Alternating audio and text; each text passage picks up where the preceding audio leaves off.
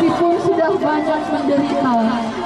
Yesus masih punya. Ribuan warga jemaat Benua Niha Kristo Protestan BNKP Resor 1 Kota Gunung Sitoli, Sumatera Utara menggelar profesi penyiksaan Isa Al-Masih dengan berjalan kaki keliling seputar kota Gunung Sitoli.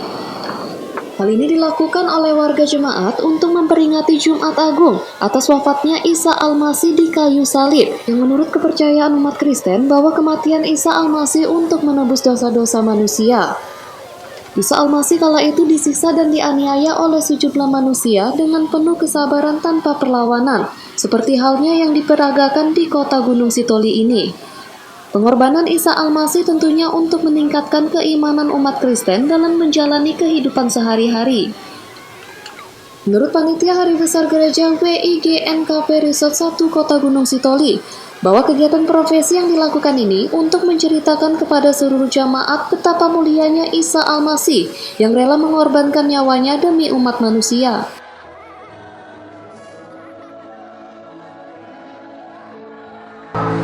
Panitia Hari Besar Gerejawi Jemaat Kota Gunung Sitoli, pada hari ini kita merayakan memperingati hari kematian Tuhan Yesus Kristus.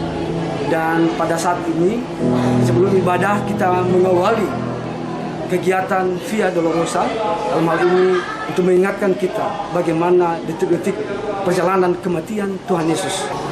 Kegiatan Via Dolorosa ini diperagakan oleh Komisi Remaja dan Pemuda BNKP Jemaat Kota Gunung Sitoli. Pelaksanaan profesi penyiksaan dan kematian Isa Al-Masih ini juga ikut serta warga jemaat lainnya yang berasal dari gereja-gereja yang ada di kota Gunung Sitoli. Dalam memperingati wafatnya Isa Al-Masih ini, warga jemaat umat Kristen diharapkan adanya perubahan mindset dan merenungi hingga mengaplikasikannya di dalam kehidupan masing-masing. Hogo Manu Jega melaporkan dari Nias untuk Evarina TV.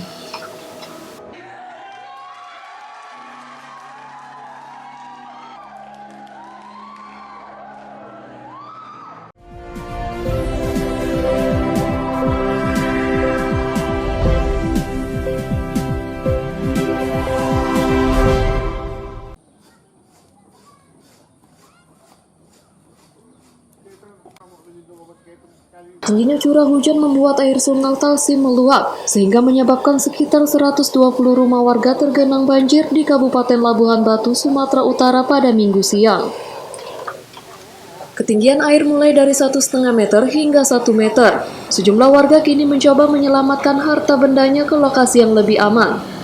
Salah seorang korban banjir menyebutkan banjir sendiri mulai masuk ke pemukiman warga pada Minggu dini hari dan terus mengalami kenaikan hingga siang.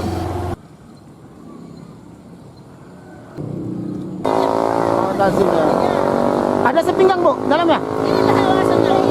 Mau ya? Tapi talsim enggak? Danton BPBD Labuhan Batu Hendra yang melakukan pemantauan di lokasi banjir menjelaskan, banjir terjadi di 2 kecamatan, yakni Kecamatan Rantau Selatan dan Rantau Utara. Kondisi terparah akibat banjir terjadi di Perumahan Puri, Kelurahan Bakaran Batu, Kecamatan Rantau Selatan. Di wilayah ini terdapat 60 rumah yang terendam banjir. Ini karena pertemuan sungai pun ada di sini. Dari Sungai Titirambe jumpa dengan Sungai Hokli. Jadi dia meluap, menyebabkan genangan seperti ini ke perumahan ini. Berapa kakak, Bang? Korban? Kakak ada 60 kakak. 60 kakak di sini. Rata-rata kalau ketinggiannya sekitar 1 meter sampai 1,5 meter, Bang. Banjir yang terjadi kali ini tidak hanya mengendangi pemukiman warga, banjir juga menggenangi jalan lintas Sumatera. Akibat banjir, arus lalu lintas yang menghubungkan antara Kabupaten Labuhan Batu dan Kabupaten Labuhan Batu Selatan menjadi tersendat. Ucok Sitorus melaporkan dari Labuhan Batu untuk Evarina TV.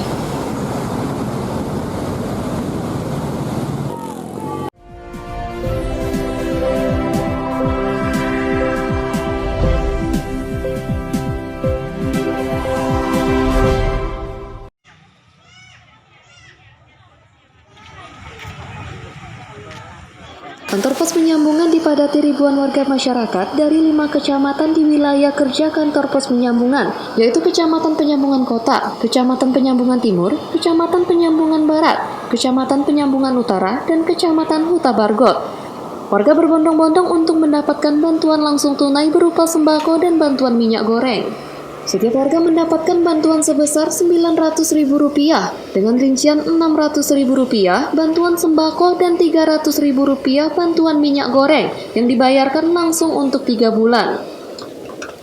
Penerima wajib mengantri dan mematuhi protokol kesehatan. Sekaligus penerima juga harus membawa KTP, kartu keluarga, dan juga surat undangan sebagai persyaratan untuk pencairan bantuan di kantor pos penyambungan. Kepala Kantor Pos Penyambungan mengatakan bahwa untuk pencairan bantuan langsung tunai tersebut meliputi wilayah kerja Kantor Pos Penyambungan, meliputi 5 kecamatan, dan penyaluran bantuan tersebut dijadwalkan selama 9 hari.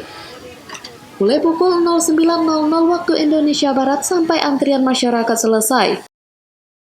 Untuk wilayah saya, Kantor Pos Penyambungan ada 5 kecamatan. Penyambungan Kota, Utara, Timur, Barat, dan Huta Bargot. Di jadwal utama saya itu cuma 9 hari untuk 5 kecamatan, jadwal utama. Untuk jumlah penerima manfaat sendiri? Jumlah penerima untuk 5 kecamatan 8.803 KPM. Nama bantuannya ini bantuan sosial sembako dan BLT minyak goreng. Nominalnya 900 total dengan rincian 600 sembako, 300 BLT minyak goreng. Untuk penyaluran bantuan langsung tunai di wilayah kerja kantor pos penyambungan tidak mendapatkan kendala dan pihak kantor pos juga mengimbau kepada warga masyarakat untuk tetap bersabar untuk mengikuti antrian.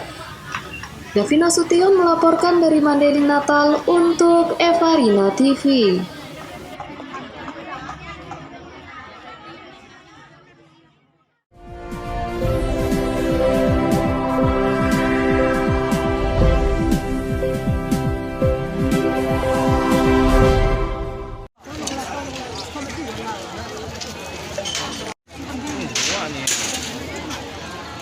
Warga terus ramai mendatangi lokasi kebakaran yang terjadi di kawasan padat penduduk di Dusun 2, Desa Seapung, Asahan, Sumatera Utara pada Minggu dini hari tadi. Pasca kebakaran masih menyisakan kesedihan yang mendalam kepada para korban, air mata tak terbendung setelah melihat rumah mereka rata dengan tanah. Tidak hanya itu, para korban juga mencari barang berharga mereka di tengah puing sisa kebakaran. Hafsa Marpaung, korban kebakaran, mengatakan, peristiwa kebakaran begitu cepat hingga korban berlari keluar rumah karena api sudah mengepung. Tak banyak barang yang bisa diselamatkan termasuk pakaian dan dokumen penting. Ismail Zulfikri, kepala dusun, menjelaskan, sementara sebanyak 54 rumah ludes terbakar dan beruntung tidak ada korban jiwa. Mana menyelamatkannya, Dek? Kita ya spontan kan, kita kan cari apa yang penting kan gitu. Nyawa lah dia terlebih dahulu. Kalau harta kan dapat dicari. Nah itu lah, Dek sudah datang menjalankan, kami melamatkan apa diri ke sungai naik sampah. Kalau kami arah ke pangkal jalan, api sudah mengepung. Keliling apinya. Apa yang bisa diselamatkan? Selamatkan misalnya berkepenting jaya anak ibu. Tapi kok ATM, buku rekening, ATM PKH ibu kebakar semua. Sempat lagi, apinya udah menggebu. Ini sementara ini Ibu, pasca kebakaran Ibu rencana mengungsi di mana Bu? Gak tahu lah Ibu, ngungsi saja lah Ibu sementara. Mau kemana Ibu? Tadi malam sekitar jam 2 api berasal dari rumah saudara Joni. Ada proses di belakang Bapak. Jadi keadaan rumahnya tadi malam kosong. Mungkin pergi ke tempat orang tuanya. Apinya kemungkinan berasal dari korsleting lah. Diduga antara. Ada berapa rumah Pak ini yang terbakar habisnya Pak? Terbakar habis keseluruhannya 54 yang hangus dan yang rusak berat 5 rumah. Yang di belakang saya 1, mungkin di belakang lagi 4 rumah lagi. Jadi Kepala Dusun sendiri sudah melaporkan Pak untuk gimana pengungsi ini Pak, rumah yang terbakar ini? Sementara mungkin diungsikan ya, nampak di situ ada tanah perusahaan, mungkin kalau dibagi secepatnya untuk dipasang tenda darurat. Kuat dugaan api berasal dari arus pendek listrik dari salah satu rumah yang ditinggal pemiliknya. Para korban berharap pemerintah Kabupaten Asahan dapat memberikan bantuan dan tenda pengungsian untuk sementara. Wanda Pratama melaporkan dari Asahan untuk Evarina TV. Baik pemirsa, itulah tadi informasi dalam Sumut hari ini pagi.